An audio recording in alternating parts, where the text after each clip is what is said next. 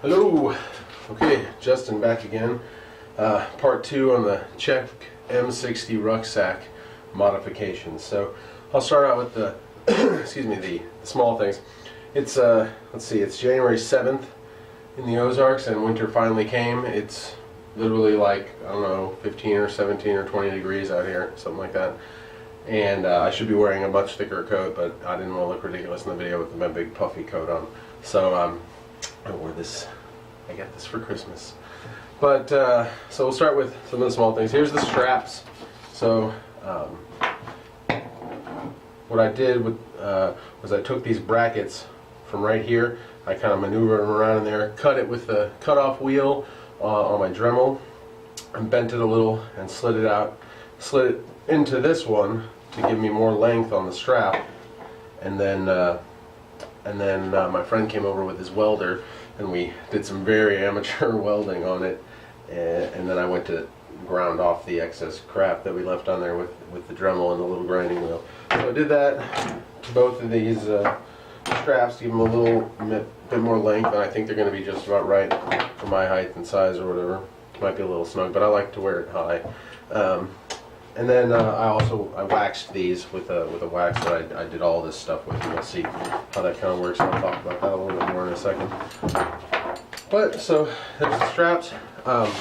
Then I didn't mention this in my first video, but I was planning on making a carry handle. There's these two metal loops on the backpack that were part of the suspension harness system, I guess, originally, and I thought, you know, this backpack doesn't have a carry handle, which is a pretty convenient thing to have, just, you know, moving it around camp or whatever, picking it up and getting it on, I don't know. So it just seems convenient.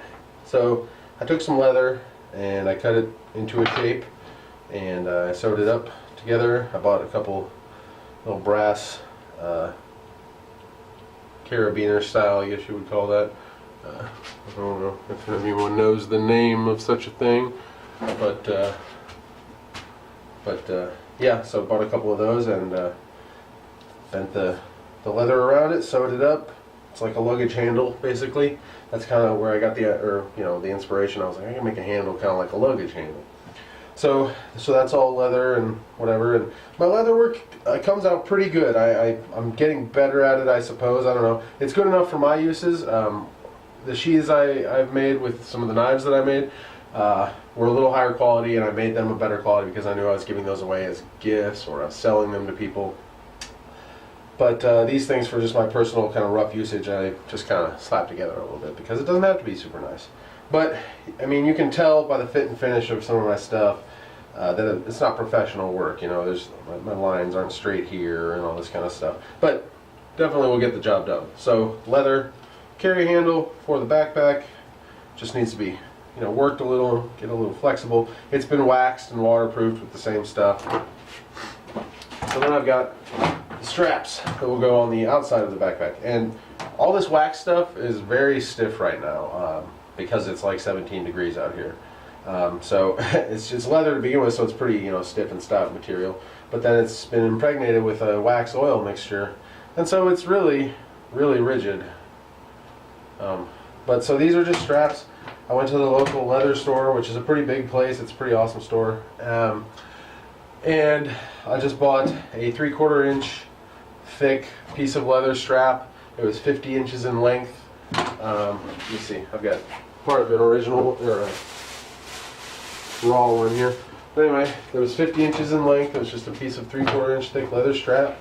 And it was on, they were having like a sale on them, and it was $5. And I got several straps and other stuff. I made a couple bracelets for myself, my wife, and my daughter for Christmas, sort of like a little matching set. Theirs didn't fit so good because I just guessed at the size, but it's okay, one of them fits. But so yeah, that's where that came from. But so yeah, I just bought that. I measured it, punched holes in it, cut it to shape, whatever. Bought these little brass buckles. I like this style as opposed to just the single buckle like you might have on your belt that just goes off here, and then there's a little keeper back here that's made of leather or whatever, like a lot of belts have. But I didn't want to have to make the little leather keeper and fiddle with that, so I just bought this style of buckle, which allows it to be, you know, threaded up through, And like I said, this stuff's really stiff because it's new and it's very cold. But then, so you see, you get the idea. They're like little cat or dog collars. Basically, after I finished making them, I was like, oh, this is a cat collar. But so I made 2 of those at a shorter length that are going to connect to one side of the pack, and that will hold an axe or hatchet or tomahawk or some sort of, you know, smaller diameter cylindrical handled tool. Hold that to the side of the pack. So I have 2 shorter ones for that, and 2 longer ones that will go on the other side of the pack, which I figured could be used for anything really. A tarp, you know. I'll show you what size. I just kind of, you know, guessed at what my needs might be, which maybe isn't the best way to do things. But oh, it's so cold, you guys. My hands are not very dexterous right now. But it's that big. That's maybe a 4.5, 5-inch diameter, something like that. So you can strap your tarp to the side of the pack, or if you have an outer layer like a wool pullover like I have, and you get kind of hot, you want to shed your outer layer, roll that puppy up and attach it to the side of your pack. These things, I attached the buckle with a rivet and like a triple stitched thread there, or triple stitched stitch, something like that. But I like the security that gives. It's probably not necessary. A rivet probably would have done, but I don't know, those rivets, I don't trust them. They're like the cheapo one. I mean, they're just the regular rivets, I suppose, but I don't know. I think a stitch and a rivet definitely holds, but it's probably overkill. So the way I waxed these things was with a blend that you can find all over the internet and all over YouTube, and it was equal parts beeswax, turpentine, and boiled linseed oil. And you melt down the beeswax and add the boiled linseed oil to that, and then add the turpentine to that, and just mix it up real well over a very low heat, because those are very combustible things. Like, if you were to spill that on an open flame, it would be very, very bad. So be careful if you attempt these things. But so I have a little travel burner here that's just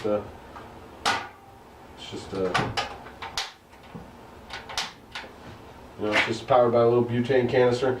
And I had a coffee can here, and I did all of the melting and whatnot in the coffee can, and then I stored it in the coffee can. I think I needed to get a better seal around this with some plastic wrap or something, because I didn't use it for a while, and when I came to finally use it, there was all these little bits. I don't think I can dig one out because it's so cold. But these bits of polymerized boiled linseed oil, basically. So if you have boiled linseed oil, a jar of this or a can of this will last you forever, like oiling like knife handles and stuff. Here's a knife that I made out of, I make knives out of other knives, basically, and I reshape them and whatnot. But if you oil these handles, if you oil tool handles, axe handles, whatever, with boiled linseed oil, this can will last forever. But when you spill it and it gets air on it, it polymerizes, basically. It turns into this jelly.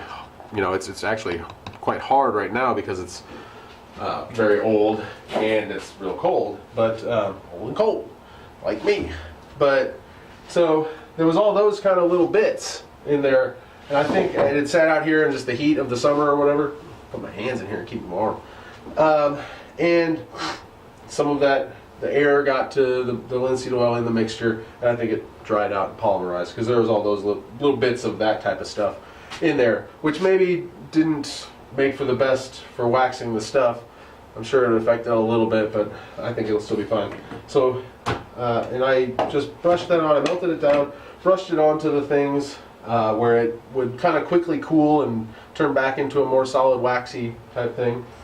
And then you get the $8 with the coupon Harbor Freight heat gun and you just slowly kind of melt it all in. And it takes quite a while. And I did, a couple layers on everything. I did, an initial one, and then let it cool down some, and then give it another one to really impregnate everything. And I did the backpack till it was like soaking wet with the mixture, because you know you melt it down and it's a liquid, and so it soaks into the fibers of the fabric. And I mean, it was like soaking wet. So here's what I've got. This is pretty funny.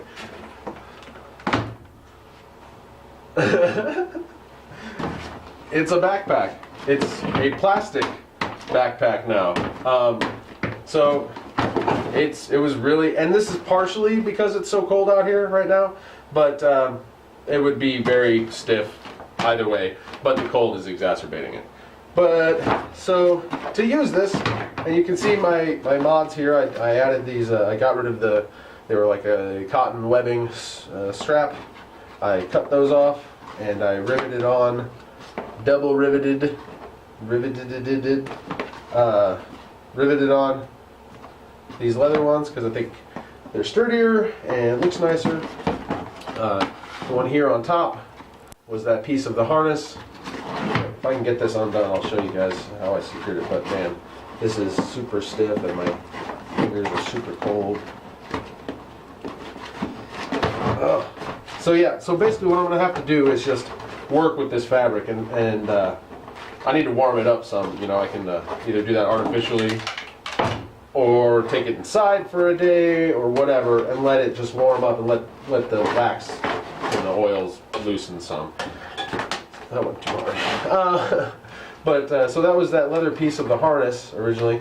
So I punched some holes through that. I cut a piece of leather out of my own leather to mirror it, and punched some holes and whatnot. I put it on this backing here, and so I double riveted the strap. It's through this piece of the original harness, through the strap, and then through this leather backing. It's double riveted there and then stitched all around the thing here, which I think makes it unique, because I want this to be my pack. That's just my pack that no one else has. So I think it came out pretty good. I've just got to work this stuff, and it's gonna be hard to do that while it's so cold out. There's snow on the ground right now. It snowed several inches, maybe 3 or 4. It wasn't too bad, but the road's iced up a little bit. But it's just going to take some working with to loosen this up. And next I'll show you guys a video once I've got it loosened up some, where I'll show it with the stuff attached to it and then filled with gear, and I'll maybe go over some of the gear that I would put in here for a day hike or maybe overnighter. While it's winter, I really do want to get out and do some kind of like solo winter bushcraft. Type that into YouTube, you'll get some fun videos. But just go out in the woods in the winter and make a fire and have some lunch, or cook, make some coffee, and just maybe stay overnight in a wool blanket, no sleeping bag, no tent, just a tarp, or maybe build a shelter. I'd like to, but anyway, I'd like to get out and do that while it's winter, because it's a challenge. I want to go, practice making a fire in less than optimal conditions, and get out and live through the night and try and be comfortable through the night when it's cold out with minimal gear, with what campers of the late 19th century, early 20th century would have camped with, which means canvas and leather, waxed canvas and leather, because that's the kind of stuff. And I'll show you some of my gear that I've put together for that kind of camping in the next video, when I'll show you this hopefully loosened up and full of stuff. So, oh, my phone is ringing and ruining the video. So that's it. See you on the next video. Bye-bye.